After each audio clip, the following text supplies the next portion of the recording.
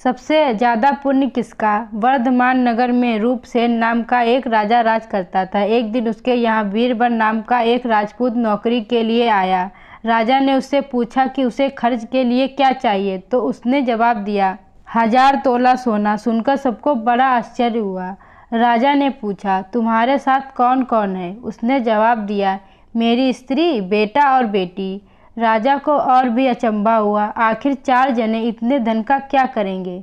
फिर भी उसने उसकी बात मान ली। उस दिन से बीरबल रोज 1000 तोला सोना भंडारी से लेकर अपने घर आता। उसमें से आधा ब्राह्मणों में बांट देता, बाकी के 2 हिस्से करके एक मेहमानों, बैरागियों और सन्यासियों को देता और दूसरे से भोजन बनवाकर पहले गरीबों को खिलाता। उसके बाद जो बचता उसे स्त्री बच्चे को खिलाता, खुद खाता। काम यह था कि शाम होते ही ढाल तलवार लेकर राज के पलंग की चौकीदारी करता। राजा को जब कभी रात को ज़रूरत होती वह हाजिर रहता। एक आधी रात के समय राजा को मरघट की ओर से किसी के रोने की आवाज़ आई। उसने बीरबल को पुकारा तो वह आ गया। राजा ने कहा जाओ पता लगाकर आओ कि इतनी रात गए यह कौन रो रहा है और क्यों रो रहा है। बीरबल तत्काल वहां से चल दिया।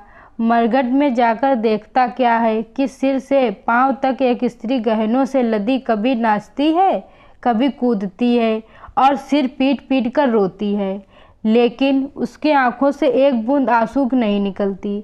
बीरबल ने पूछा तुम कौन हो, क्यों रोती हो। उसने कहा मैं राजलक्ष्मी हूँ। रोती इसलिए हूँ कि राजा विक्रम के घर में खोटे काम होते हैं, इसीलिए वहाँ दरिद्रता का ढेरा पड़ने वाला है। मैं वहाँ से चली जाऊँगी और राजा दुखी होकर 1 महीने में मर जाएगा।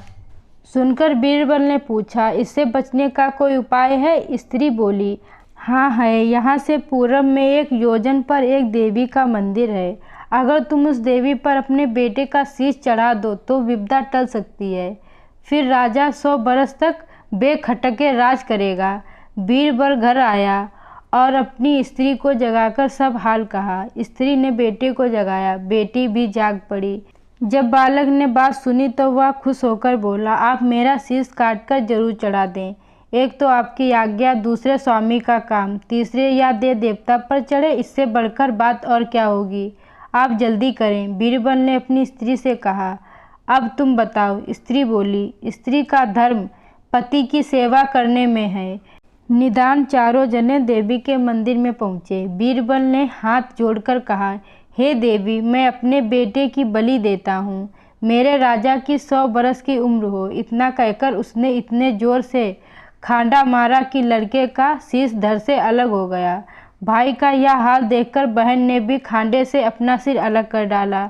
बेटा बेटी चले गए तो दुखी माँ ने भी उन्हीं का रास्ता पकड़ा और अपनी गर्दन काट दी।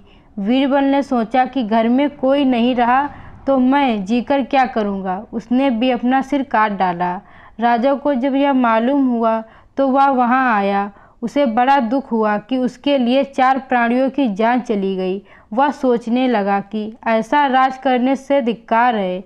यह सोच उसने तलवार उठा ली और जैसे ही अपना सिर काटने को हुआ कि देवी ने प्रकट होकर उसका हाथ पकड़ लिया।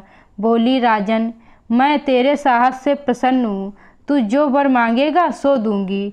राजा ने कहा देवी तुम प्रसन्न हो तो इन 4 को जिंदा कर दो। देवी ने अमृत छिड़क कर उन 4 को फिर से जिंदा कर दिया। इतना कहकर बैताल बोला राजा बताओ सबसे ज़्यादा पुण्य किसका हुआ।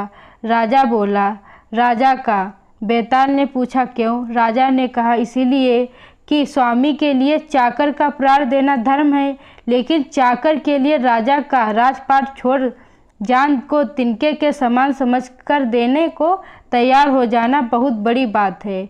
यह सुन बैताल गायब हो गया और पेड़ पर जा लटका। बेचारा राजा दौड़ा दौड़ा वहां पहुंचा। दोस्तों, आप लोगों को यह कहानी अच्छी लगी हो तो वीडियो को लाइक करें, चैनल को सब्सक्राइब करना ना भूलें।